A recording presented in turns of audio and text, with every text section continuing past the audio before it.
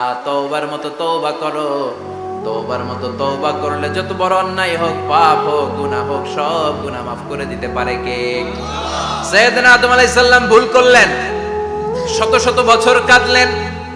আল্লাহ বললেন, ও আদম, কিছু বাক্য তোমারে শিখিয়ে দেই, এই বাক্য দিয়ে তুমি আমার কাছে তওবা করো, তোমার তওবা কবুল করে নেব।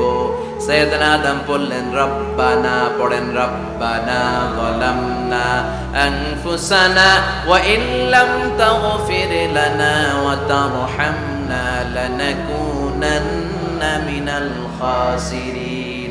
ও আল্লাহ, আমি জুলুম করেছি নফসের উপর, ভুল করেছি, অন্যায় করেছি, অপরাধ করেছি, আপনি যদি ক্ষমা না করেন আমি শেষ হয়ে যাব। লানাকুনান্না মিনাল খাসিরিন, আমি ক্ষতিগ্রস্তদের মধ্যে শামিল হয়ে যাব। ঠিক কি না? এই আয়াত দিয়ে, এই দোয়া দিয়ে যখন সাইয়েদনা আদম তাওবা করলেন, মুহূর্তেই তাওবা কবুল করে নিয়েছে কে?